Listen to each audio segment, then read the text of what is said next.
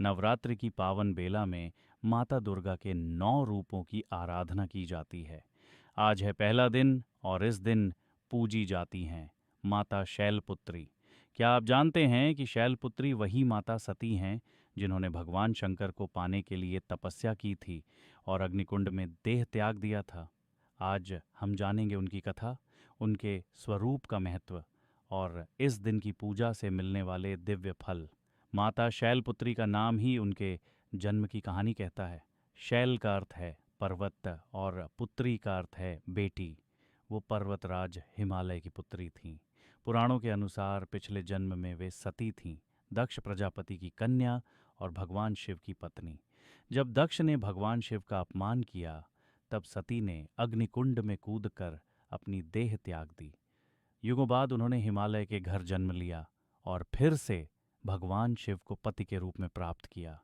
इसलिए इन्हें शैलपुत्री कहा जाता है। माता शैलपुत्री का स्वरूप अत्यंत दिव्य और शांत है। उनका वाहन है वृषभ, सफेद बैल, जो धर्म, शक्ति और स्थिरता का प्रतीक है। दाहिने हाथ में त्रिशूल, शक्ति और संरक्षण का प्रतीक है। बाएं हाथ में कमल, पवित्रता और आध्यात्मिक जागरण का संकेत है। उनके मस्तक पर अर्धचंद्र सुशोभित है। इनका स्वरूप हमें बताता है कि शक्ति का आधार पवित्रता और संयम है। देवी भागवत और मार्कंडेय पुराण में वर्णन आता है कि जब सती ने अपनी देह त्याग दी, तब भगवान शिव गहन समाधि में चले गए। सृष्टि का संतुलन बिगड़ गया। इसी समय विष्णु और ब्रह्मा की प्रार्थना से शक्ति ने हिमालय की कन्या बनकर जन्म लिया। यही शक्ति शैलपुत्री के रूप में जानी गई। बाद में कठोर तपस्या कर उन्होंने भगवान शिव को पति के रूप में पुनः प्राप्त किया। इस प्रकार शैलपुत्री वह स्वरूप हैं जो भक्ति और दृढ़ संकल्प का आदर्श प्रस्तुत करती हैं। नवरात्रि के पहले दिन कलश स्थापना होती है और इसी दिन माता शैलपुत्री की पूजा की जाती है।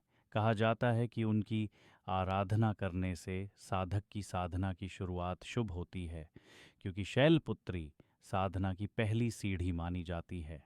जो भी भक्त इस दिन विधिपूर्वक पूजा करता है, उसके जीवन में स्थिरता, शांति और ऊर्जा आती है। गृहस्थ जीवन की समस्याएं दूर होती हैं और साधक का मन ध्यान और योग के लिए तैयार होता है। शास्त्रों में कहा गया है मंत्र एयुएम देवी शैलपुत्र्यै नमः। इस मंत्र का जप करने से चित्त शुद्ध होता है और मन में दृढ़ता आती है। ध्यान करते समय कल्पना कीजिए, सफ़ेद बैल पर सवार माता त्रिशूल और कमल धारण किए हिमालय की गोद में विराजमान हैं। उनकी दिव्य